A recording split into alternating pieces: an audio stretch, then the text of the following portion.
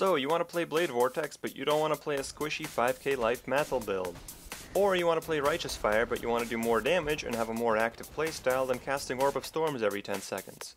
Or maybe you're tired of playing the same old Juggernauts, Champions, Inquisitors that everyone else is playing and want something different. Well then Righteous Fire Blade Vortex Bow Chieftain is the build for you. Much tankier than your average Blade Vortex build, but having much better boss DPS than a typical RF build is able to achieve, this strikes something of a middle ground, while also being something of a hipster build because you're playing RF Blade Vortex with a bow. So, what's the logic behind the build? Well, if you're someone who's looking to play Righteous Fire but don't want to go Juggernaut, Chieftain may seem like an obvious choice. Fire damage and life regen are practically everywhere in this tree. But when you look at this ascendancy point, you might begin to see a problem, because RF builds typically rely on elemental equilibrium for a lot of their damage. But if 50% of your fizz is converted to fire, then your shield charges are going to be increasing the fire resistance of the mobs you hit, kinda seeming to defeat the point of playing Righteous Fire Chieftain. So, you may think to yourself, we're not going to take EE, and instead we're going to use this fizz to fire conversion, the fire pen and the percent of fizz gained as extra fire, with another skill to make up for that lost damage. Naturally, since we're running RF, that fizz skill should be a spell, which only leaves us with 3 options: EK, Blade Fall, and Blade Vortex. With RF itself providing pretty good clear speed, we choose Blade Vortex as it has by far the strongest single target potential of these 3. But now, we run into another problem, which is that our RF Chieftain is obviously going to want to run comms hard, which leaves us with no 6 link for Blade Vortex unless we use a 2-handed weapon. So what options are there? Well, Pledge of Hands is a strong contender, but actually there's another weapon type out there, which lets us have a 6 link and an offhand, which is a bow with a quiver. And once I had this realization, the first thing that immediately popped into my head is the Signal Fire.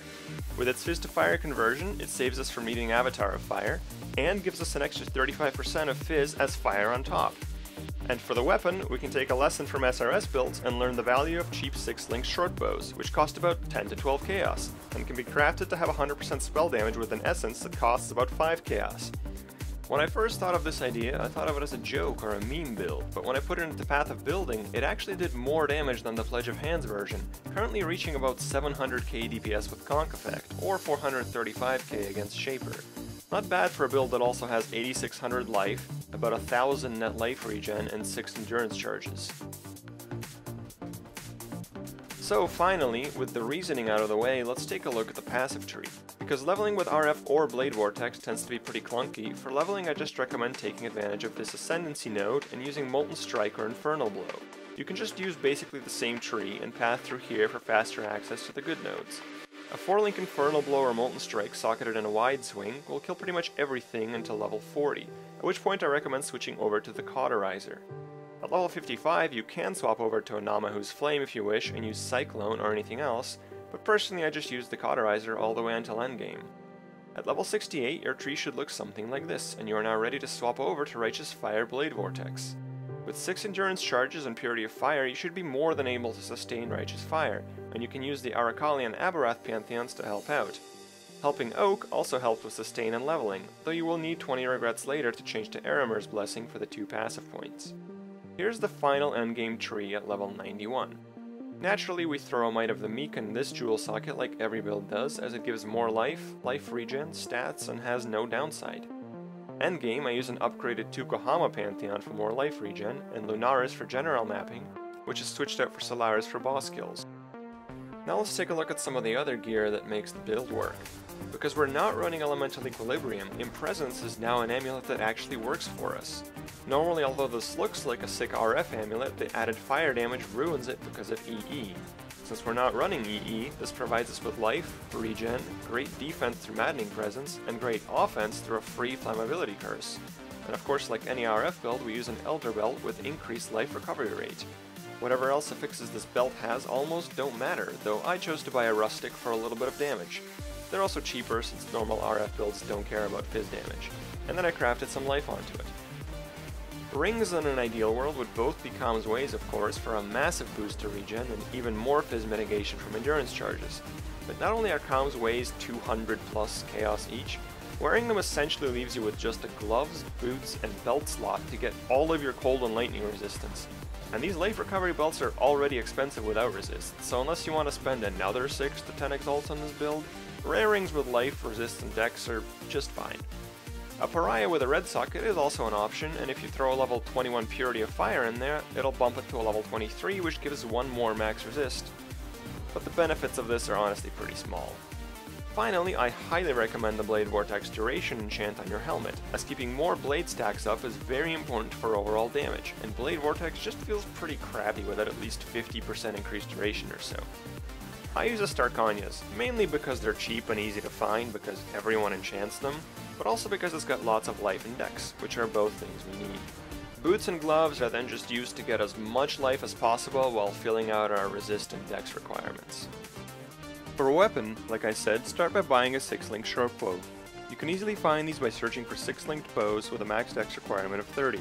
Then throw a Deafening Essence of Woe on it and chrome it to 1 green, 2 red, 3 blue, which should take about 300 chromes, 30 chaos or so. 1 green, 3 red, 2 blue also works if you don't want to spend as much in chromatic orbs. If there's an empty suffix, you can craft some resistance on this, or projectile speed, which makes blink arrow faster. If you really want to spend some cash, buy or craft a bow like this. The +1 gems means about 10% more damage over a regular bow, but to be honest, I only found one bow like this in all of Bestiary League, and I bought it for 3.5 exalts, so best of luck. Your quiver, as I said before, is the Signal Fire. Try to get one with a good extra fire damage roll. I think this one, which also has a decent corrupted implicit, cost me 20 chaos or so. A Calm's Heart is the most expensive part of your loadout, but really rounds out the build by giving you tons of life and some damage. Besides, you'll have no trouble reusing or reselling this should you choose to swap to another build. For flasks, I like a Quicksilver of Adrenaline for going fast, since we don't have the best movement skill. A Ruby flask can be used for defense, as can a Sulfur, Basalt, really whatever your preference is, or whatever the map happens to be. A Mana Flask is an unfortunate necessity since Blade Vortex eats mana incredibly fast, and I've not found any other way to deal with the cost. Forbidden Taste is your emergency heal, and I freaking love this flask. It makes a Seething Divine Flask look like garbage by comparison. Finally, an Atziri's Promise is a solid DPS flask because we double dip both mods as a conversion build. The Chaos Resist also helps with the dot from Forbidden Taste. Finally, here's the gem setup you need to get started. Your 6-link is Blade Vortex, Spell Echo, Ellie Focus, Fire Pen, Added Fire, Efficacy. If your bow rolled 3 red sockets instead, just buy a level 3 in power, they're only like 9 chaos. I like Efficacy as a good 6th link though, since it gives more spell damage and duration, making for a more comfortable playstyle. For raw boss damage, you can sub this in for a conk effect of course. NKOE is also an option if you feel like your Blade Vortex is too small, but I'm generally fine without it. A 2020 Blade Vortex only costs 9 chaos and has 10% increased AoE built in.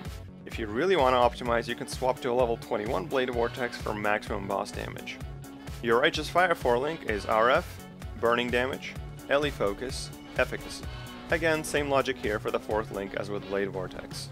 That only leaves you with 8 gem sockets for everything else, which is kinda rough, so I do Blink Arrow faster attacks, Purity of Fire, Herald of Ash, Blasphemy Flammability, Stone Golem, and Enduring Cry. Herald of Ash, by the way, is actually insane for this build, since it not only gives you extra fizz as fire, it also gives more spell fire damage as a 3.2, and the quality bonus on this is global increased fire damage, which is like triple dipping damage. This works out to about 24% more damage for me, which is pretty crazy for just one Herald. For mapping, as far as I can tell, this build can actually run every single map mod. For a no regen map, just turn your RF off and your Blade Vortex will still kill everything and leech life to you. I'd recommend the same thing in a less recovery map, though you don't have to turn RF off here, it's just easier. A minus max res map might make you degen a little, but a Ruby Flask will heal you up, and again, your leech should have you covered. An Ellie Reflect map can be done slowly by just not casting Blade Vortex. In this case, you can just turn on another aura like Vitality or Purity of Lightning and just walk around AFK mode. Or you can activate the Yugal Pantheon and go a little faster by just using Blade Vortex a little bit. As long as you don't do anything stupid like hitting 20 stacks and running into a huge pack of mobs, you're gonna be fine. With 8600 life and Purity of Fire, it's pretty hard to kill yourself on Reflect. So what can this build do? Well, so far I've done everything to tier 15 pretty easily, including a Deathless Red Elder. I haven't attempted Shaper or Uber Elder yet, just because I haven't had the opportunity to. But here you can see a failed Uber Atziri attempt, because I can't dodge Flame Blasts and I didn't bring a Bleed Flask. In short, I'm bad. but to be fair, this was like my second or third Uber Aziri attempt ever, and probably my best. Normal Aziri melted like butter, of course. I think if I farm enough currency for those comms ways, get a few more levels, and, you know, learn to play, I'll definitely be able to take on pretty much any boss. So that's it for this guide. If you enjoyed this video, I'd appreciate if you subscribe and leave a comment. Also, I stream on Twitch. I stream Path of Exile, World of Warcraft, and various other games. If you're interested, drop me a follow. Thanks for watching.